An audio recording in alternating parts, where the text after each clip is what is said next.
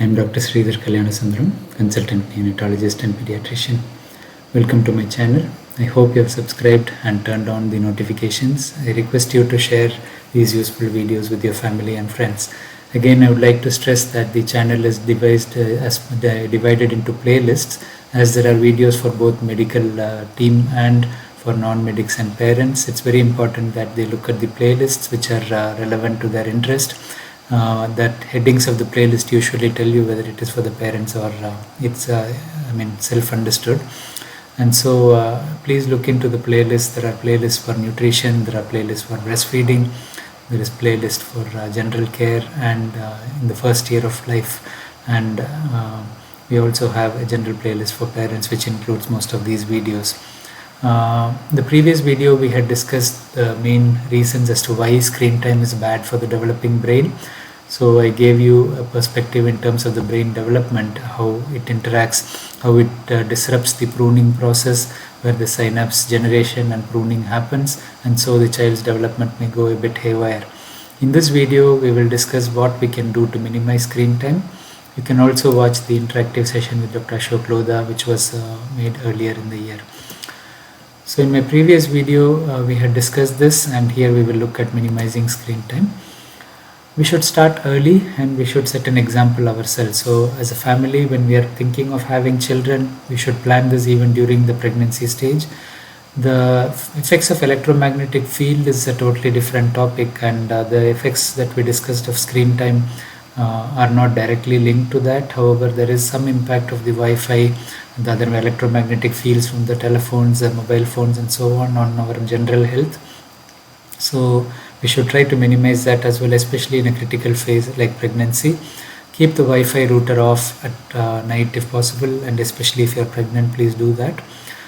Keep the mobile phone and the internet on the mobile phone off at night as well, and avoid bedtime phone gazing.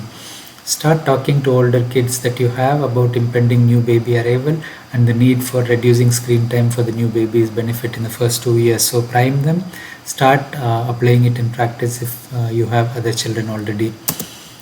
So we have this current pandemic, and you can see that very big increase in screen time due to the home working and so on. So consistent approach is very important. We should avoid deviation from the agreed approach, and the older children, when they respond to what you requested them, encouraged by praise, you can watch the video on discipline for further tips on how to do that. In terms of babies, obviously the best thing is not to introduce at all. So babies do not mind watching the screen. It's colorful, engaging, nice music. Anyone likes a screen. So they can also learn quickly. Many parents take delight in saying my child actually can browse through YouTube, they can find their favorite song, they can press play appropriately. So babies' brains learn fast, and it's not surprising that they can learn like this. Parents are carried away by this, and without realizing they keep giving them this, and things get out of hand. So we don't need to teach them these things that early. There is nothing great about their learning, because that's the way learning happens. So please don't introduce it, don't look at other parents giving it and compare with them. If possible, discourage them from doing it, educate them by sharing videos like this so that they don't commit the same mistakes. So don't introduce screen till 18 months. It's very important to stress on early learning, but appropriate learning is equally important. So parents are worried about their child learning. There is no need to have structured learning in the first 2 to 3 years of life. The child learns by life experiences. So don't try to teach them alphabets, numbers, colors in the first 2 to 3 years. They will learn looking at their siblings. You can always take opportunity to talk to them about these things, but don't be worried if they don't make a sequential learning. That's what the nurseries and follow-up school is for. And the nursery rhymes are not really helpful for the child at this age. Interaction is good, playing is good, making symbols and actions is good, but you don't need to teach them proper rhymes, and don't play videos which are edited for that reason. You can play with them otherwise, you can sing with them otherwise, but videos are not good. They need to learn interpersonal relationships, and they need to have increase in meaningful day-to-day vocabulary. So teaching them the names of 100 countries when they're young doesn't help. Counting up to 100 before they start school doesn't help. So let them enjoy their babyhood and go in a non-structured, casual way to their learning. I would like to say that the no video is really useful. So even if it's an educational video meant for younger kids, it's not going to help them. So just try to make life learning as best as you can. And they don't need to know how to browse. So obviously, once you start giving them the gadget, when you take it away, they tantrum. So not to give it in the first place is the best thing. Don't introduce eating and screen time together, because many parents want to push their child to eat. Again, you can refer to the video on picky eating which I have made earlier, and this is a vicious cycle as well. So you start that and the child demands more of it, and without the video they don't eat, so you keep giving more. The time prolongs.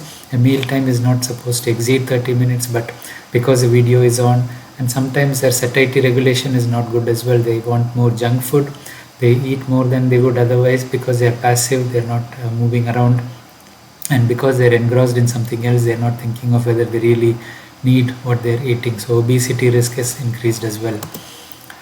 So many parents start screen time as a way to distract the child when they're doing something and the child cries. So this is absolutely wrong to do.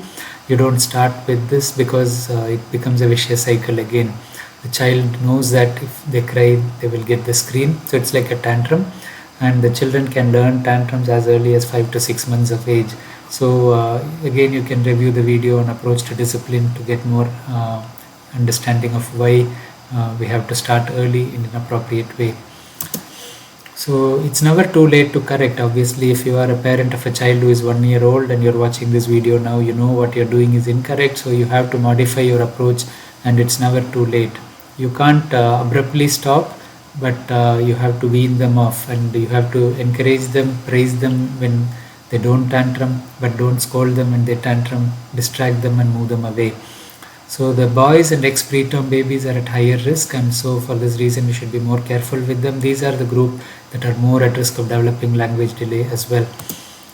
So one of the ways to wean off screens use is to use a slideshow of your family photos or the baby's own activity which is not edited.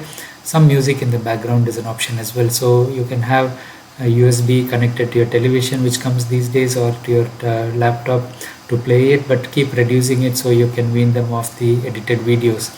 And remember that you are in charge, so tantrums have to be dealt with a reasonable strictness, and timeouts and naughty corners, as we discussed in the video on discipline, is an option to use at this stage to stick with what you're doing. So don't give up just because the child is tantruming more. In terms of older children, there is increasing use these days for homework and online learning. So it's very important to teach them adequate blinking. Don't keep the air conditioning too cold, because if you have your eyes open in the cold, you get dry eye more.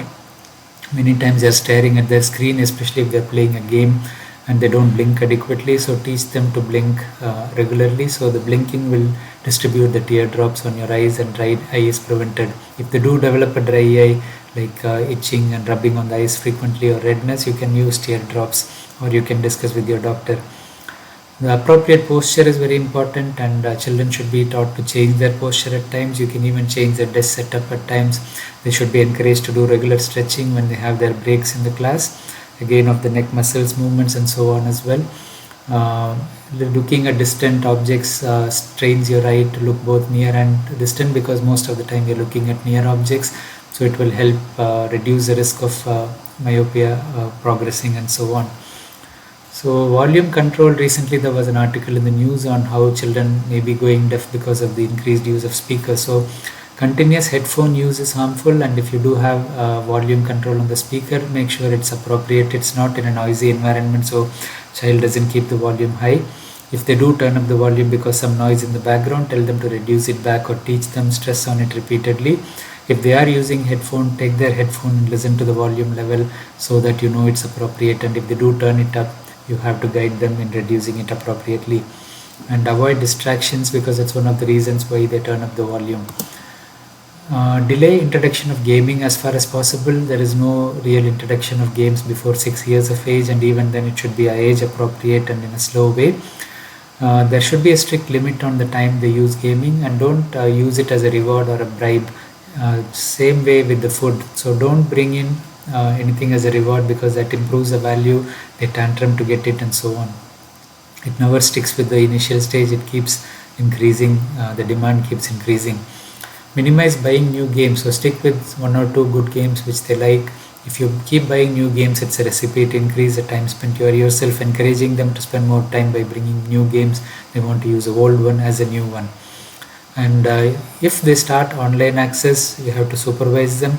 And if there are active games where you physically move, like the Kinect from Xbox, and you can consider that, but again with the limit.